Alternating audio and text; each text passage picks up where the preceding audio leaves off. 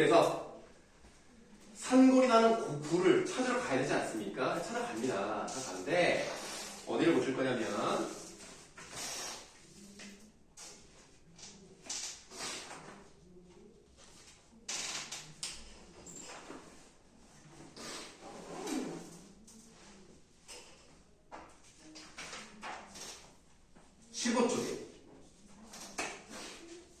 15쪽에 딱 중간 정도를 보시면 이런 호들갑스러운 요거 보이십니까? 네. 자, 읽어볼게요. 이런 호들갑스러운 수다로 시작해서 노파의 산골 얘기는 황당하게 짝이 없는 거였지만 신화처럼 매혹적이었다. 우리는 이미 신화 속에 한 발을 들여놓고 있었다. 사람이 바늘구멍만한 구원의 여지도 없는 곤경에 빠졌을 때 신화는 갑자기 우리 앞에 그 신기물을 활짝 열고 그곳의 주인이 되고 유혹한다. 근데 여러분들 아픈 사람들이 자꾸 이상한 약 같은 거 먹으려고 하잖아요. 이게 다 어쩔 수 없는 거야. 그것만 있으면 자기가 나을 것 같다는 생각이 드는 거야. 산골이 나는 굴은 우리나라에 하나밖에 없는데 현대도에서 과히 멀지 않은 무악재 고개 마루뚝이 있다고 했다. 생기기는 주사위 모양이지만 아까 이제 사진 보여드렸죠? 주사위 모양인데 크기는 그래도 좁쌀보다 클까 말까 반짝거리는 새우처럼 굉장히 작은 거예요, 여러분들. 네모 반듯한 주사위 모양이 어느 한 군데라도 이지러진 건 약효가 없기 때문에 미리 골라서 팔지만 사는 사람도 잘 봐서 사야 한다고 했다.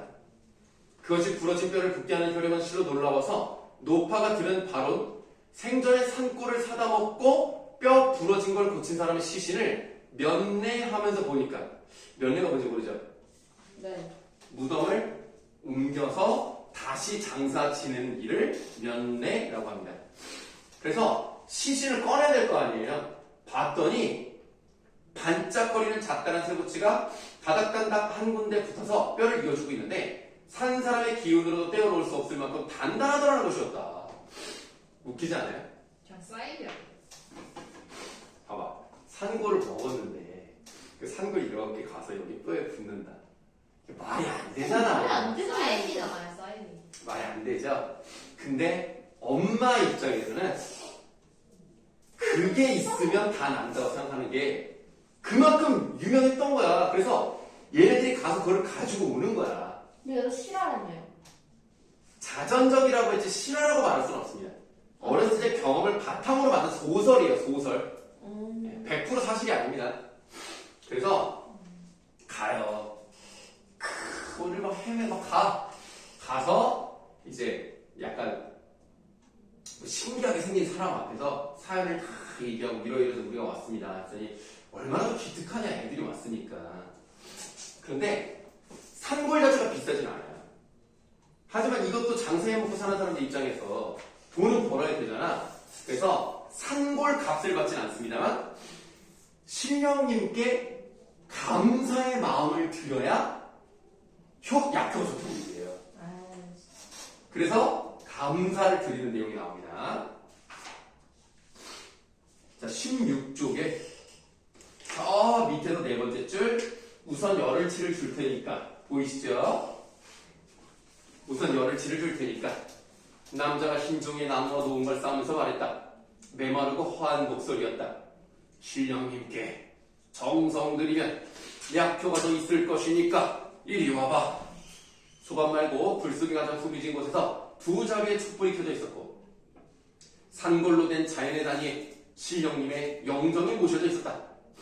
단에는 정한수를 떠놓은 불기가 있고 불기는 부처님께 올릴 밥 그릇을 말합니다. 불기가 있고 10전짜리 50전짜리 동전도 붙어져 있었다. 너희들 무슨 그 소원을 들어주면 그 분수대 같은 걸 이렇게 던지잖아요. 그런 식으로 거기다 이렇게 딱 넣어야 돼. 돈을 딱 넣고 열심히 정성스럽게 빌면 낫는다. 해요. 하는데 아까 오빠가 공부 잘한다 그랬지. 공부 잘하는 사람 약간 이지적이잖아. 좀 지적이고 그 다음에 합리적으로 이성적일 거 아니야. 근데 오빠가 그걸 다 해. 헐. 그때 내가 약간의 충격과 존경심이 결합된 느낌을 받아요. 그렇게 똑똑한 오빠가 엄마를 위해서 되게 노력하는 거지. 그 미신 같은데 저걸 해. 오빠는 훌륭한 사람이구나 라는 생각을 합니다. 그 그래서 이거를 가지고 오니까 엄마가 얼마나 기쁘겠어. 그래서 엄마가 산골이 딱 떠오르면서 수술을 받겠다라고 얘기를 하는 겁니다. 자, 쭉 넘어가셔서 그 17쪽에 맨 밑에 한번 볼게요. 맨 밑에. 아니, 맨 밑에 말고 오빠의 산골이 어머니를 감동시킨 건 말할 것도 없다. 보이십니까? 거기부터 볼게요. 어머니는 안 다쳤을 때보다 훨씬 더 행복해졌고 매일매일 모래시계처럼 정확하게 손목의 부기와 아픔을 덜해가다가 더도 아니고 덜도 아닌 열흘 만에 완쾌를 선언했습니다. 신기하죠? 열흘치를 뒀더니 열흘 만에 다 났어요. 우리 보기엔 아직도 손목의 모양이 정상이 아니었지만 어머니의 설명에 의하면 그곳에 산골이 보여서 뼈를 붙여주고 있기 때문이라는 거였다. 어머니는 완쾌가 틀림없는 사실이라는 걸 증명하기 위해 열흘 되던 날부터 다시 삭바느질을 시작하셨고 그 성질은 전과 다름없이 빼어났다. 어머니는 또 산골 먹고 붙은 뼈가 얼마나 튼튼한다는 걸 과시하기 위해 우리 앞에서 무거운 걸 번쩍번쩍 들어 보이기를 즐기셨다. 영천시장에서 장작을 날마다 한두 단씩 사다 떼는 버릇도 여전했다. 해동할 때까지 오빠가 그 일을 하겠다고 해도 어머니는 막무가내였다. 걱정 마라. 야, 또 넘어지게 되면 이 오른손을 확 짚으면 되니까 내 오른손은 이제 예전과 달라 무쇠보다 더 튼튼한걸. 이렇게 뽐내면서 보기 싫게 비뚤어진 손목을 휘둘러 보였다. 아유, 어떡해. 이게 다 이제 옛날 얘기예요. 이게 과거에 대한 얘기입니다. 이제 현재로 돌아왔어요. 텔레비전 연속극이나 영화 같은 데서 보면 수술로 들어가기 직전에 집도의와 환자 가족 사이가 사뭇 감동스럽다.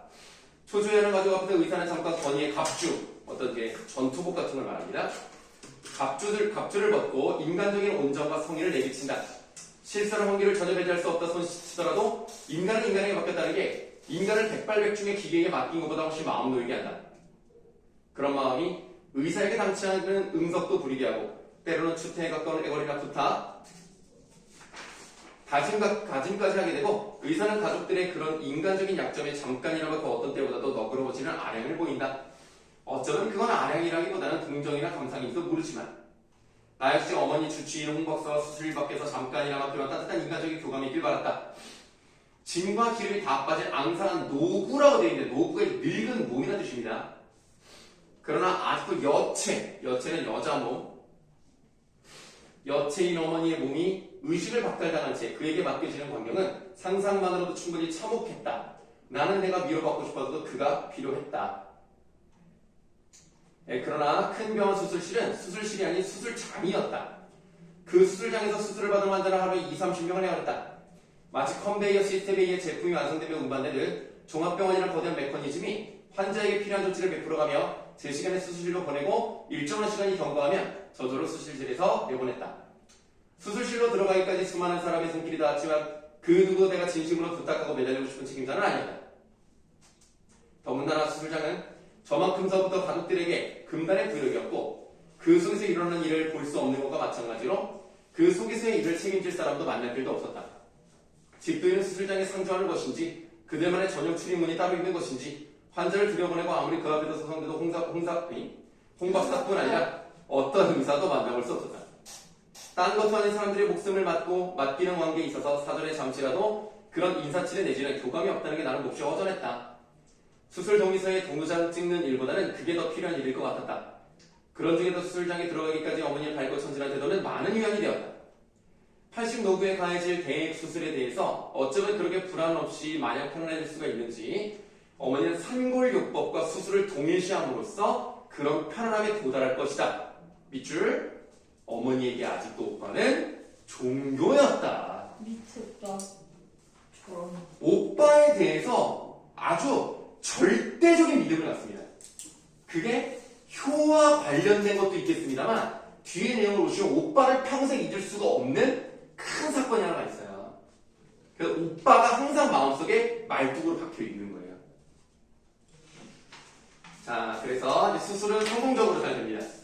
오. 잘 깨어나시고 다행이다. 다 알아봐요. 사람도 알아보고 아무 문제가 없는 것 같았어요. 그렇다가 이제부터 이제 시험에 잘 나오는 부분입니다. 22쪽에 마지막이 이제 앞부분 요약이라고 되어 있는 부분이 있죠? 그게 지금까지 했던 얘기고요. 그 다음부터가 이제 진짜예요. 23쪽이야? 네, 23쪽부터가 이제 선생님이 좀 본격적으로 해드릴 부분입니다.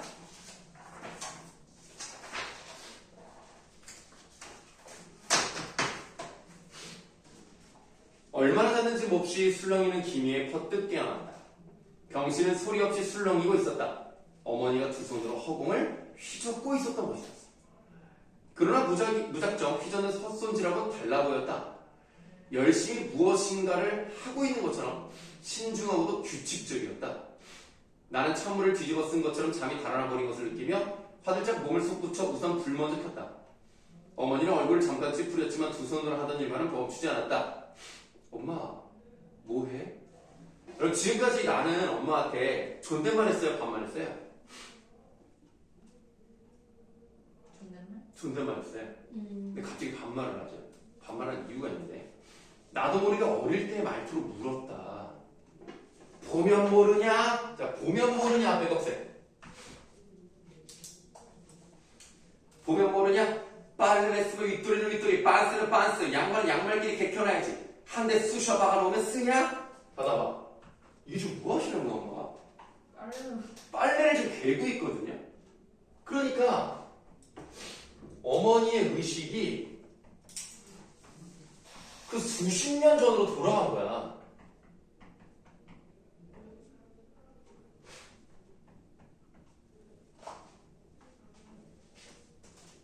그래서 뭔가 그런 느낌이 드니까 나도 모르게 반말로 어릴 때의 말투로 얘기를 하는 거예요.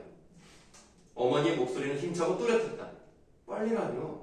좀 주무시지 않고 이걸 이 모양으로 들어놓고 잠이 와 못된 것들이라고 돼 있죠. 그럼 지금 어디로 간 거야? 오빠랑 내가 어렸을 때로 돌아가 버렸어. 엄마가. 아이고. 어떡해. 어머니가 꺽쇠. 어머니가 쨍하는 새소리를 내면서 나를 쳐다보았다. 눈에 푸른기가 한층 깊어져도 귀기가 엉들었다. 맞아요. 약간 귀신의 기운 같은 그런 게 느껴집니다. 엄마가 지금 뭐예요? 환각 상태에 있어요. 헛것을 봅니다.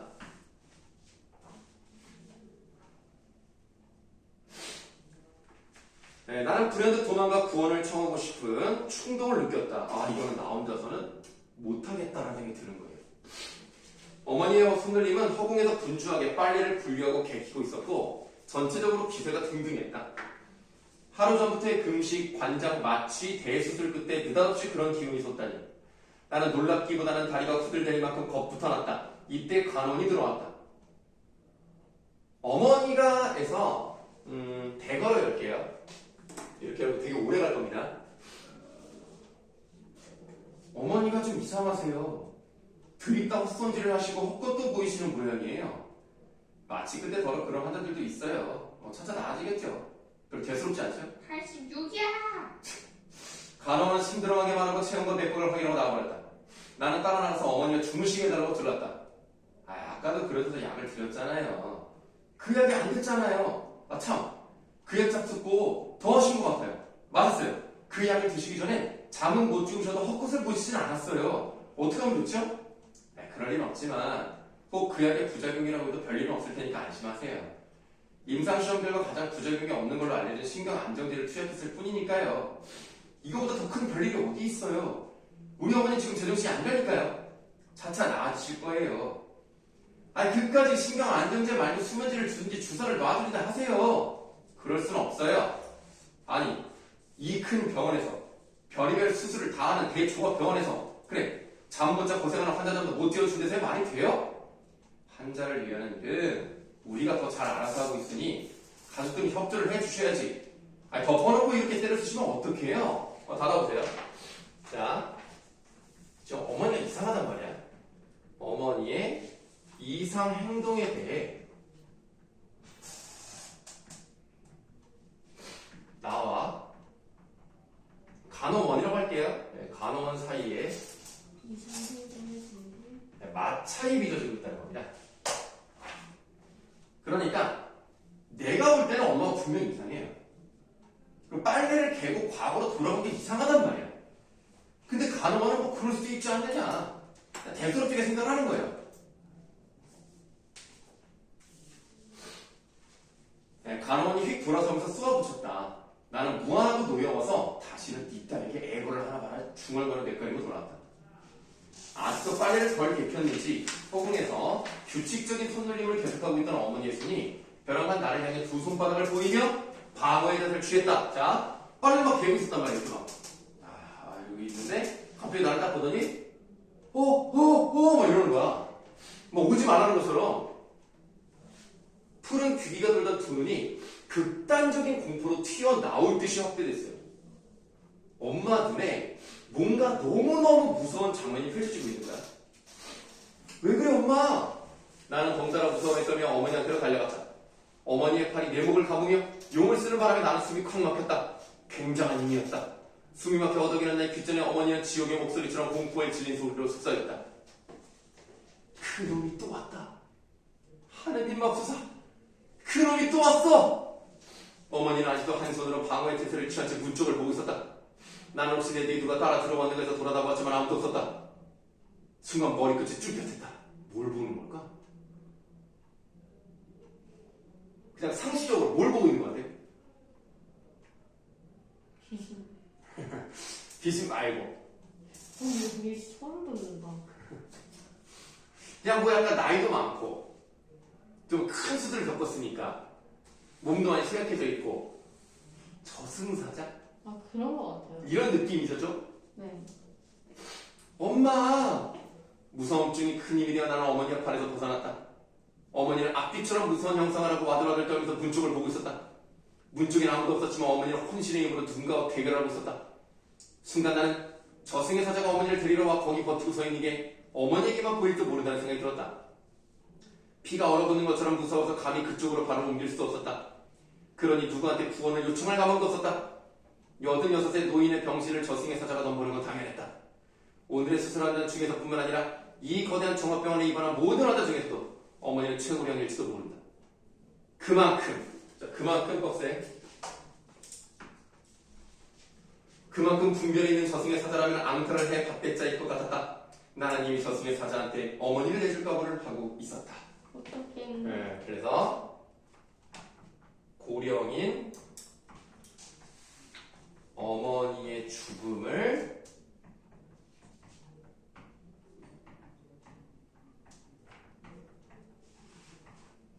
받아들일 수밖에 없다고 생각을 해요. 이제 엄마가 돌아가시는구나. 이제 안 되겠구나라고 생각을 해요.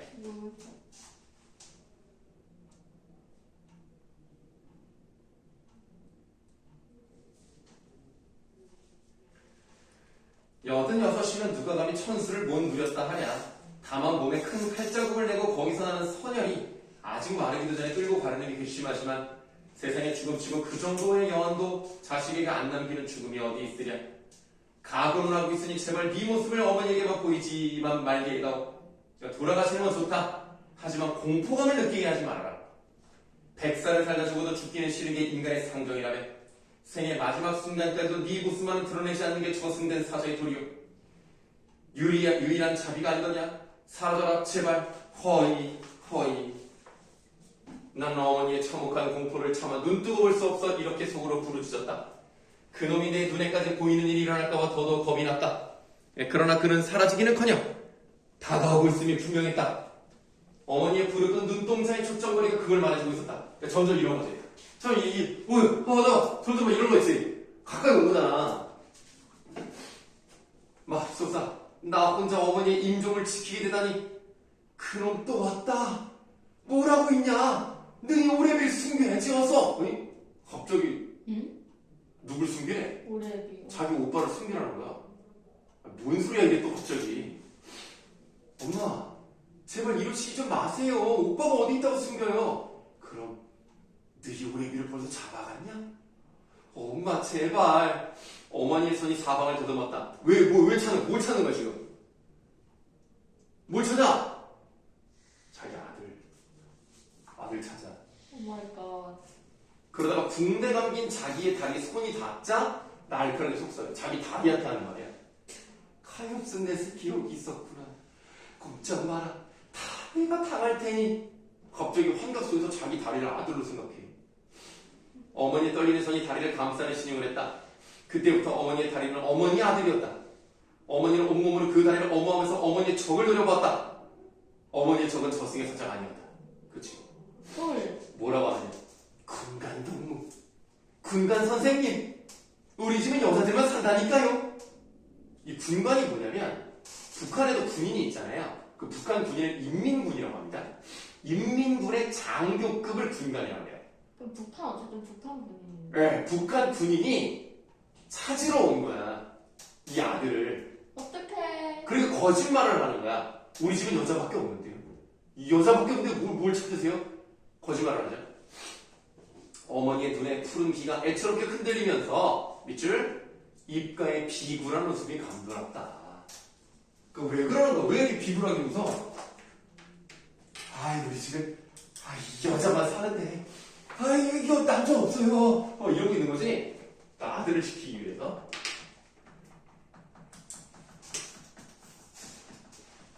아들을 지키기 위해 비굴하게 행동합니다.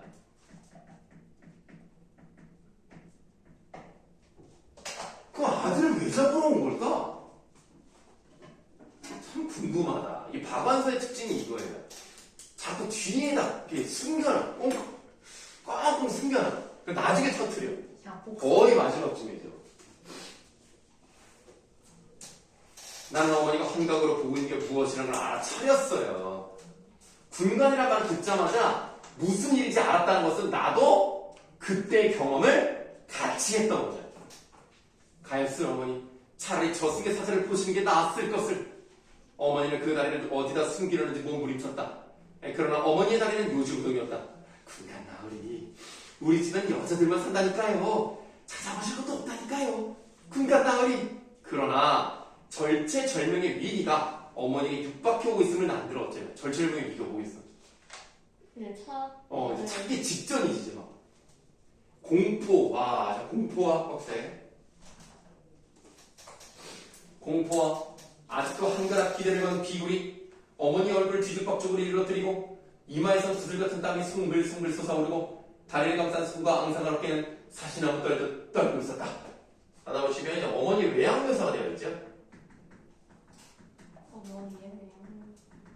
이 어머니의 외양 묘사를 통해서 이 절박한 심리를 보여주고 있어요. 아니 지금 아들이 잡히면 어떻게 될 것 같아? 만약에 발각됐어. 그럼 무슨 일이 일어날 것 같아? 끌려가든지 큰일이 일어나겠죠? 이게 그냥 니네들의 상상으로 왜 잡으러 온 것 같아? 일단 인민군이고 너희들이 아는 정보가 그런 거잖아. 인민군이야? 6.25 때 이제 죽었다 그랬어? 알겠습니다. 넘어가 볼까요? 그래서 왠데요? 이따 알려줘야지.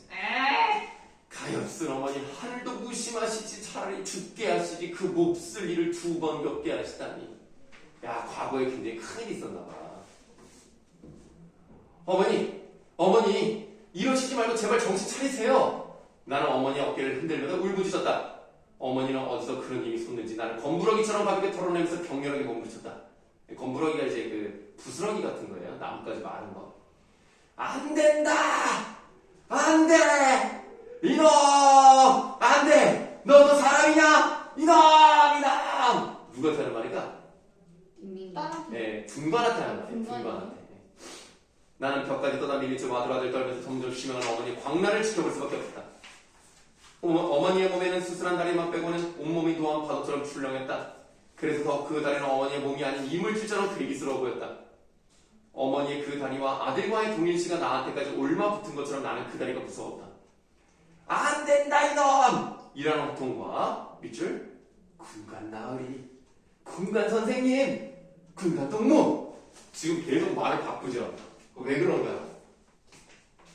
조금이라도 기분이 좋아지면 봐줄 수 있을까봐 분심이 된다. 분심이 아니고 분관에.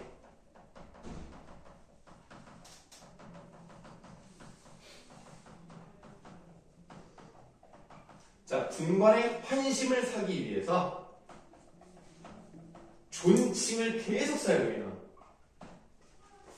우리가 이제 약간 장난으로 누구한테 좀 잘 보여서 뭐 좀 얻어먹고 싶으면 아이고 우리 백정환 선생님, 아이고 우리 백 사장님, 아이고 백정환님 막 이러면서 막 뭐 하나 막 사달라고 막 이럴 수 있잖아. 그런 느낌이지. 아부를 번갈아오며 몸부림치는 서술에 마침내 링것줄이 주사바늘에서 빠져버렸다. 어떡해. 혈관에 꽂힌 채인 주사바늘을 통해 피가涌며 환자복과 시트를 점점 물들였다. 피를 보자 어머니의 광란은 극에 달했다. 이놈 개 섰거라. 이놈 나도 죽이고 가거라. 이놈 어떻게 된 거야? 나도 죽이고 가거라라고 했어. 어떻게 됐어? 아들 가지고 아들 가는 거지. 데려갔다. 아들 데려간 거. 아들을 총으로 쏴버렸어. 예? 총으로 쐈어. 왜요? 자, 지금쯤 이제 말씀드릴게요. 네, 궁금해 하시니까. 뒤에다 나오는데, 오빠가 이제 북한 쪽 이제 그 출신이었단 말이에요. 그러다가 이제 전쟁이 일어나면서 인민군 쪽으로 약간 끌려갑니다.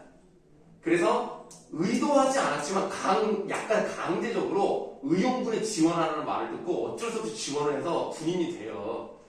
근데 아무리 생각해도 이거는 개죽음일 것 같은 거야. 내가 왜 인민군을 위해서 싸워야 되는지 모르겠는 거야. 그래서 도망쳐요.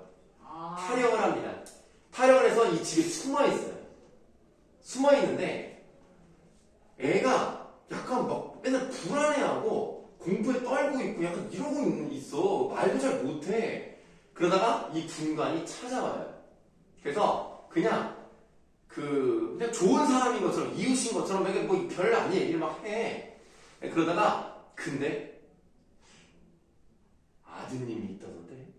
어떡해. 약간 이런 식으로 자꾸 쪼는 거야, 막 이렇게. 근데 아드님이 왜 저렇게 말도 못하고 병신이 돼 있을까? 진짜 원래부터 말을 못했었던 거예요? 아유, 만약 후천적인 거라면 내가 잘 고쳐줄 수 있는데 사실대로만 말하면 의사 연결해 줄게. 왜 여기 있는 거야? 자꾸 이런 식으로 막 계속 약간 막 쪼였다가 말았다 약간 이런 식으로. 그러다가 또 오늘 아이고 뭐야 뭐 괜찮고 뭐 잘 지냈냐 뭐 이런 식으로 뭐 친하게 하다가도 갑자기 또 눈빛이 달라지면서 근데 저 아들은 자꾸 이런 식으로 그냥 아들 막 찾는 거야 막. 그러다 걸려. 개무섭다. 그러니까 이제 어느 날은 며느리 그게 오다가 이제 인민군이 약간 이제 밀릴 때가 있잖아요. 국군에 밀려서 이제 도망가야 될 판에 마지막에 찾아와서 총을 대. 사실대로 말하라. 너 그때 도망간 놈 맞지? 뭐 이러면서 막. 그러니까 말을 못하고 막 이러고만 있는 거야. 그래서 말해 이러니까 그래 말 안 할 거야. 이래도 말 안 해. 이 자식이 다리만 몇 발을 맞아요. 이 실화예요? 아니 소설이지. 소설. 근데 오빠가 유교 때 죽은 건 맞아. 근데 이렇게 죽었다는 거는 이제 모르는 거고 100% 사실은 아니에요. 지금 뒤에 나와요? 네, 뒤에 다 나와요. 근데 총을 맞고 바로 죽진 않습니다. 근데 출혈이 너무 심해요. 그래서 다리에 상처가 골마요.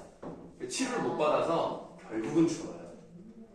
그래서 그 오빠가 죽었을 때 당시를 다시 한번 보고 있는 거예요. 그러니까 얼마나 불쌍하냐 엄마가. 자기가 죽는 게 낫지 아들 죽는 걸 두 번 보는 거야. 여기에 다 뽑혀 있어요? 그 내용까지? 그 내용은 조금 약간 일부 빠져 있고요. 총 맞는 내용은 나와요. 와 미쳤다 진짜. 자, 이제 계속 읽어볼게요.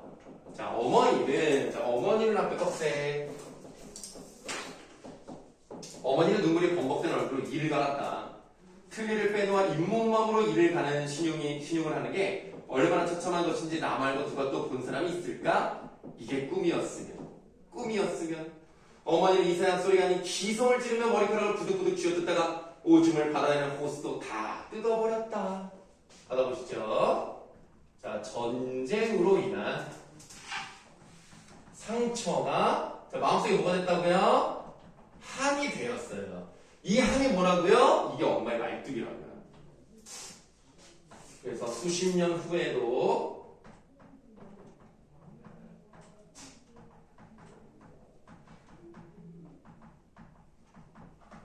엄마를 괴롭히고 있는 겁니다. 그러니까 전쟁의 상처는요, 우리처럼 전쟁을 직접 겪어보지 않은 사람들은 모르는 거죠. 겪어본 사람들은 당연히 전쟁의 참혹성에 대해서 뼈저리게 느끼고 있는 겁니다. 그래서 어르신들이 북한을 싫어하는 건 이해가 돼요.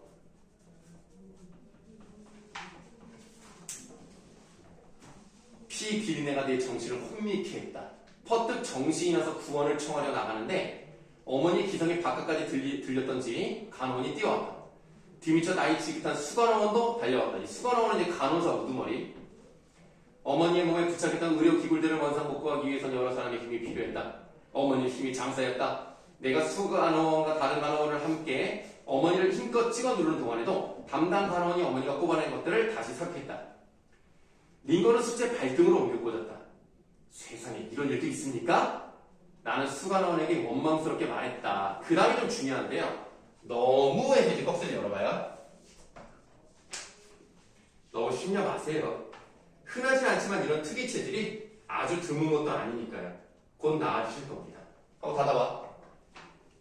엄마가 분관을 보는 거는요, 나랑 엄마 말고 경험한 사람이 없어요.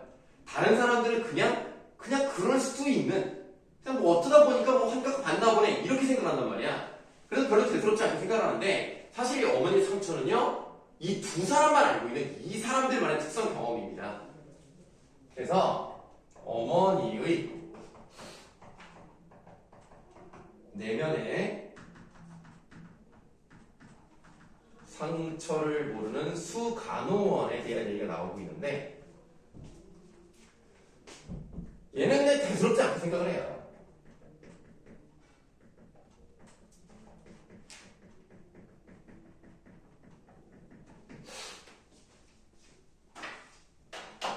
그러니까 이제 이 문제는 결국 누가 해결해야 되는 거야? 내가 해결해야 되는 거야. 이거는 그 누구에게 도움을 청할 수가 없어요. 이거는 어머니와 나만의 문제입니다.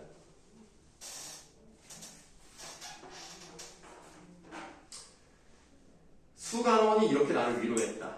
어머니 악몽이 특이체질 탓이라고? 하긴 타인의 꿈에 대해 누가 감히 안다고 할 수 있으랴. 이제 너 죽고 나 죽지 않아는 바람으로 변한 어머니의 몸부림은 지칠 줄 몰랐다. 수간호원이 간호원에게 지시해서 침대 양쪽 난간을 올리고 끈을 가져다가 어머니의 사지를 꽁꽁 묶게 했다. 따님된 마음에 좀 안 됐다 싶으셔도 참으세요. 이런 경우는 이 수밖에 없으니까요. 이제 안심하고 눈 좀 붙이세요. 지레 병나시겠어요. 곧 정상으로 돌아오실 테니 염려 마시고. 그들은 어머니를 묶어놓고 나를 위로하고 병실을 나왔다. 나는 지칠 대로 지쳐서 신시는 채 보조 침대에 상반신을 꺾었다. 그러나 꺽쇠. 자, 꺽쇠 열었고 혹시 지금 몇 분입니까? 49분. 49분입니까? 자, 숙제는요, 여러분들 어디를 내드릴 거냐면 우리가 시험 범위에 해당하는 부분 중에서 했던 부분들이 있어요.